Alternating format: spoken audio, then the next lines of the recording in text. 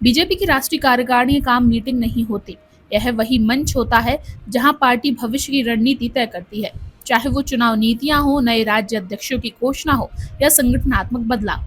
बीते वर्षों में यही कार्यकारिणी 13 राज्यों में पार्टी के चेहरे बदल चुकी है। जाति समीकरण साधे गए और केंद्र से लेकर पंचायत तक की दिशा तय की गई। लेकिन इस बार मामला अलग है। 18 अप्रैल की राष्ट्रीय कार्यकारिणी की बैठक को लेकर ना कोई तैयारी दिखी, ना कोई बयान और कारण। अध्यक्ष कौन होगा, यह सवाल ही बैठक को रोकने के लिए काफी था। जेपी नड्डा, एक लंबा कार्यकाल, एक सीमित प्रभाव। जेपी नड्डा जनवरी 2020 में बीजेपी के राष्ट्रीय अध्यक्ष बने थे। उनका कार्यकाल जनवरी 2023 को समाप्त होना था, लेकिन तब तक 2024 के आम चुनाव नजदीक थे, तो पार्टी ने नड्डा को 1 साल के लिए एक्सटेंशन दे दिया। जनवरी 2024 में उनका कार्यकाल फिर से समाप्त हुआ, लेकिन पार्टी ने अब तक किसी नए अध्यक्ष की घोषणा नहीं की। तो सवाल उठता है, आखिर देरी क्यों हो रही है? बीजेपी बनाम आरएसएस, अंदर ही अंदर की जंग। बीजेपी और आरएसएस का रिश्ता पिता पुत्र जैसा रहा है, लेकिन जब बेटा बड़ा हो जाए, ताकतवर हो जाए और अपनी मर्जी चलाने लगे, तो घर में खींचातान लाजमी है। आरएसएस चाहता है कि इस बार पार्टी का अध्यक्ष ऐसा हो जो गुजरात लॉबी का हिस्सा ना हो। आरएसएस को लगता है कि पिछले 10 वर्षों में बीजेपी पूरी तरह नरेंद्र मोदी और अमित शाह के अधीन हो चुकी है और इससे संगठनात्मक संतुलन बिगड़ा है। संघ ने इस बार 2 नाम सुझाए हैं, संजय जोशी और वसुंधरा राजे। संजय जोशी, 14 साल का वनवास एक प्रतीक। संजय जोशी बीजेपी के पुरानी संगठनात्मक स्तंभ माने जाते हैं। 2010 के बाद वो राजनीतिक वनवास में थे और माना जाता है कि नरेंद्र मोदी की नाराजगी के चलते उन्हें साइडलाइन कर दिया गया। लेकिन संघ के लिए संजय जोशी एक व्यक्ति नहीं, एक विचारधारा का प्रतिनिधित्व है। एक विचारधारा जो मोदी शाह के ताकतवर केंद्रीकरण के खिलाफ है। संघ चाहता है कि अब जब 2024 के चुनाव के बाद बीजेपी को नई दिशा देनी है, तो ऐसे नेता को अध्यक्ष बनाया जाए जो सबको साथ लेकर चले। वसुंधरा राजे, शाही चेहरा लेकिन संघ की सहमति। दूसरा नाम है वसुंधरा राजे का। राजस्थान की 2 बार मुख्यमंत्री और एक समय बीजेपी के राजघराने की शान। हालांकि मोदी शाह के करीबी नहीं, लेकिन संघ को लगता है कि वह गुजरात लॉबी से बाहर का मजबूत चेहरा है, जिन्हें राज्यों में भी स्वीकार्यता है। वसुंधरा के पक्ष में एक तर्क यह भी है कि वो महिला नेता है और बीजेपी इस बार महिला नेतृत्व को फ्रंट फुट पर दिखाना चाहती है।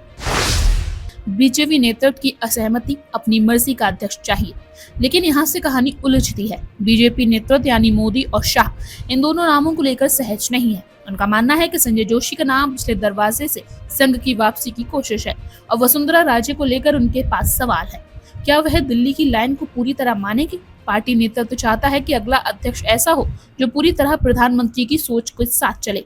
कुछ अंदरूनी सूत्रों का दावा है कि भूपेंद्र यादव या धर्मेंद्र प्रधान जैसे नामों पर विचार हो रहा है, लेकिन संघ ऐसे नामों को पूरी तरह मोदी लॉयलिस्ट मानता है। राष्ट्रीय कार्यकारिणी में देरी, पार्टी की ठहरी चाल। राष्ट्रीय अध्यक्ष तय नहीं हो पा रहा है। इसका मतलब ये हुआ कि राष्ट्रीय कार्यकारिणी का गठन नहीं हो सकता, और जब कार्यकारिणी नहीं बनेगी तो 13 राज्यों की अध्यक्ष कौन चुनेगा? इस वजह से निचले स्तर पर संगठनात्मक ढांचा अधर में लटका है। राज्यों से लेकर जिलों तक पार्टी कार्यकर्ता इंतजार में है। कोई दिशा नहीं, कोई स्पष्टता नहीं। एक युवा कार्यकर्ता ने फोन पर कहा, जब ऊपर नहीं तय होता है कि कप्तान कौन होगा, तो नीचे से खिलाड़ी कैसे दौड़ेंगे? पार्टी के अंदर घुटन और आरएसएस का दबाव। संघ खुलकर बयान नहीं देता, लेकिन संकेत देता है। नागपुर के एक वरिष्ठ प्रचारक ने कहा, 2024 के चुनाव में बहुमत आ गया, लेकिन संगठन की स्थिति कमजोर है। मोदी शाह का केंद्रीकरण पार्टी के भविष्य को संजीवनी नहीं दे सकता। आरएसएस को ये चिंता है कि जिस तरह से नरेंद्र मोदी और अमित शाह ने पार्टी को अपने हाथों में लिया, उससे बीजेपी को संस्थागत ढांचा कमजोर हो गया है। पार्टी में कार्यकर्ताओं के बीच एक खालीपन और संगठन में मिचली हुई है। यह स्थिति अगर लंबे समय तक चलती है तो चुनाव सफलता केवल आंतरिक असंतोष को बढ़ा सकता है। हालांकि मोदी शाह की रणनीति पर आरएसएस पूरी तरह से सहमत नहीं है। वे इसे भारत के राजनीतिक परिप्रेक्ष्य से सही मानते हैं, लेकिन आरएसएस के एक महत्वपूर्ण हिस्से को यह डर है कि अगर यह केंद्रीकरण लगातार बढ़ता रहा तो पार्टी में राजनीतिक संघवाद के पुराने सिद्धांतों को नुकसान होगा। इसके कारण आरएसएस अब चाहता है कि पार्टी की रणनीति को थोड़ा और संतुलित किया जाए। वे चाहते हैं कि पार्टी अध्यक्ष ऐसा हो जो संघ की विचारधारा से भी मेल खाता हो और साथ ही पार्टी में एक मजबूत संगठनात्मक ढांचा भी हो। राज्य अध्यक्षों का मामला, 13 राज्यों की प्रतीक्षा। बीजेपी की सबसे बड़ी समस्या यह है कि 13 राज्यों के प्रदेश अध्यक्षों का फैसला अटका हुआ है। यह सिर्फ एक संगठनात्मक समस्या नहीं है, बल्कि यह पार्टी के अंतर्गत गंभीर असहमति और विचारों का संघर्ष भी है। जब तक राष्ट्रीय अध्यक्ष का नाम तय नहीं होगा, तब तक ये निर्णय भी ठहरे रहेंगे। पार्टी में हर स्तर पर दबाव है कि यह निर्णय जल्द किए जाएं, क्योंकि जब तक यह निर्णय नहीं होंगे तब तक राज्य स्तर पर पार्टी की गतिविधियां सही तरीके से संचालित नहीं हो सकती।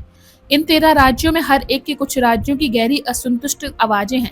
इन सबका इंतजार पार्टी नेतृत्व की तरफ से पुष्टि का है और यही प्रतीक्षा असंतोष को बढ़ा रही है। राजनीतिक विश्लेषकों मानते हैं कि यह असहमति पार्टी के अंदर बड़े बदलाव की तरफ इशारा करती है। पार्टी में न केवल आरएसएस बल्कि राज्यों में भी कई अंदरूनी ताकतें हैं जो अपने खुद के उम्मीदवार चाहते हैं। इनकी राय है कि राष्ट्रीय अध्यक्ष के चयन से पहले राज्यों में पार्टी का चेहरा तय किया जाए ताकि पार्टी को एक संतुलित और सामूहिक नेतृत्व का संकेत मिले। चुनावी दबाव और राष्ट्रवाद का सवाल। बीजेपी के लिए यह समय काफी पेचीदा है। लोकसभा चुनाव सिर पर है और बीजेपी के सामने यह सवाल खड़ा है कि इस चुनावी साल में पार्टी की छवि क्या होगी। राष्ट्रीय अध्यक्ष का चुनाव इस पूरी चुनावी प्रक्रिया को प्रभावित कर सकता है और यही कारण है कि यह निर्णय पार्टी के लिए कठिन है। आरएसएस की चिंता यह है कि अगर इस बार पार्टी के अध्यक्ष के रूप में कोई गुजरात लॉबी का व्यक्ति चुना जाता है तो पार्टी के अंदर संतुलन का संकट उत्पन्न हो सकता है। इसलिए वे चाहते हैं कि एक ऐसा चेहरा चुना जाए जो केंद्र की राष्ट्रीय दृष्टिकोण और संघ की विचारधारा दोनों को संतुलित कर सके।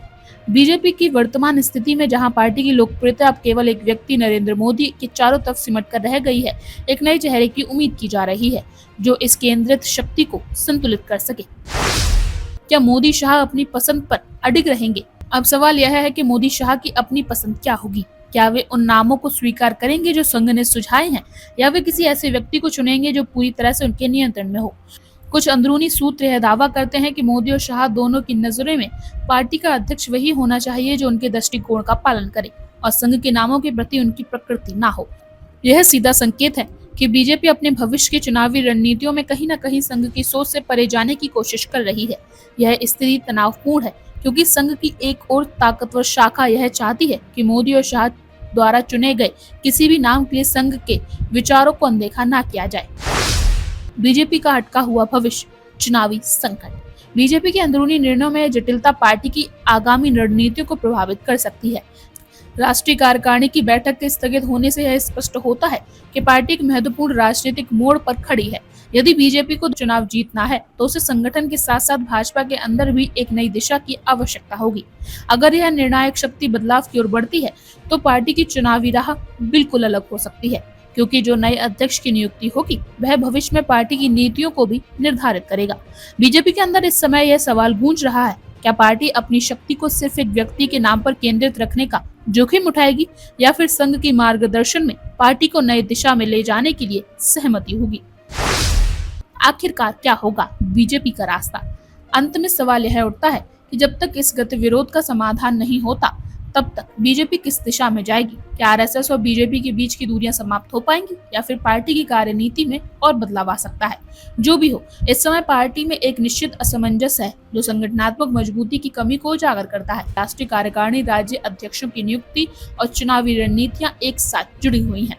बीजेपी का नेतृत्व अब ऐसे चौराहे पर खड़ा है जहां उसे न केवल पार्टी के अंदर की दिक्कतों को सुलझाना होगा बल्कि चुनावी मोर्चों पर भी अपने भविष्य का निर्धारण करना होगा। यह समय राजनीति के भीतर संघर्ष और सहमति दोनों का है। तो क्या होगा? क्या बीजेपी अपनी अंदरूनी राजनीति को सुलझाकर अपने रास्ते को साफ कर पाएगी या यह नेतृत्व संकट पार्टी को चुनावी मुकाबलों में मुश्किल में डाल सकता है? आप क्या सोचते हैं? हमें कमेंट्स में जरूर बताइए। और आप हमसे जुड़े रहने के लिए सब्सक्राइब करें YouTube पर, फॉलो करें Twitter पर और लाइक करें Facebook पर। और ज्यादा जानकारी के लिए आपको टाइप करना होगा सिर्फ न्यूज नशा।